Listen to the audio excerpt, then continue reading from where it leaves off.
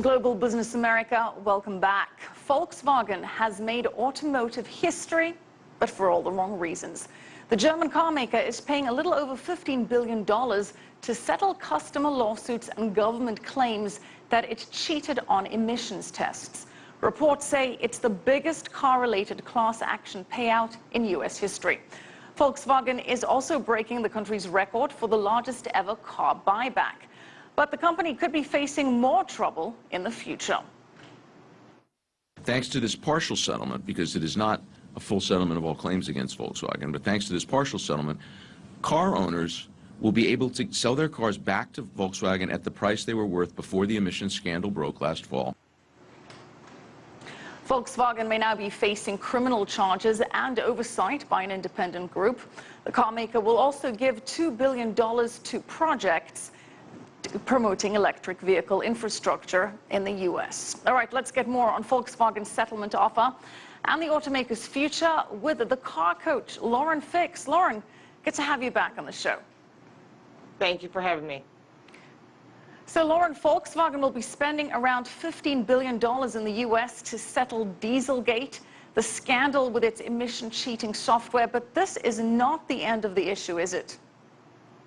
No, they're not done yet. We also have to clear the 3-liter diesel engines, and we still are going to have individual lawsuits and class action lawsuits, either with dealers or also with individuals. Now, Lauren, what about criminal charges? Where's the position on that? I don't believe there's going to be criminal charges. Volkswagen sat down with the federal government and the Department of Justice and the EPA and the CARB and ARB. There's so many people involved in this, and they're actually getting the better end of the deal. What's interesting is they're taking $800 million and they're going to be building an infrastructure, not just in California, but across the country, of electric charging stations and hydrogen charging stations, which is actually a gift to some of the manufacturers such as GM and Nissan, who are rolling out some electric cars that are complete plug-ins. So I think they owe Volkswagen a thank you note, because what they're doing is they're leveling the playing field with other manufacturers such as Tesla. They probably owe Volkswagen a thank you note for helping them erode the competition as well in the car market.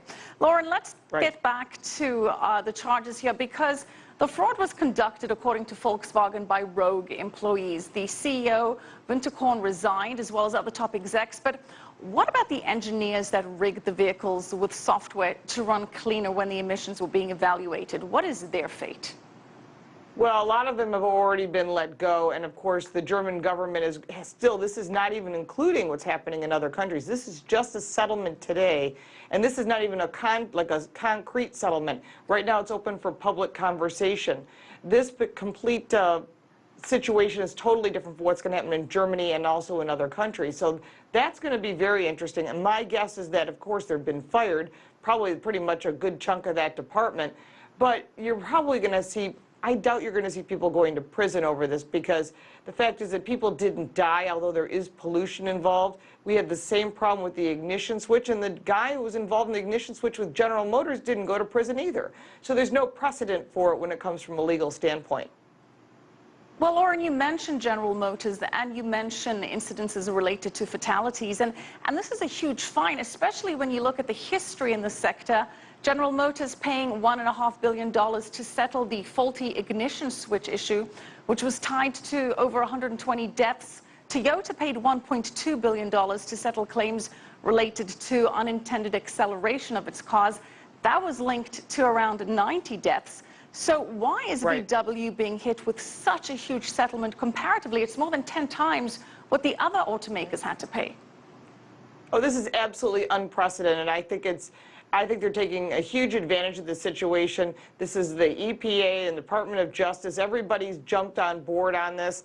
They've really put the hurt on Volkswagen. It will not put them out of business. Right now, as of earlier today, I think they have like $36 billion in income available to help resolve this problem. I don't think they're going to use it all. Plus, they have other brands that are producing other products, and they've already announced today they're going to put out some SUVs. So I think what's going to happen is that the federal government has decided to really put the screws to them. And what I find interesting is they don't have as many lobbyists as General Motors does or Toyota.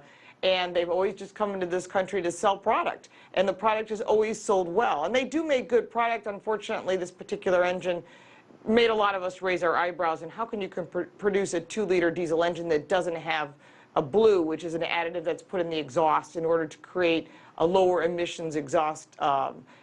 So this is something of interest. The 3-liter diesel, we don't know what the situation is. There's all kinds of rumor that this was just a penalty in order for them not to sell any diesel vehicles.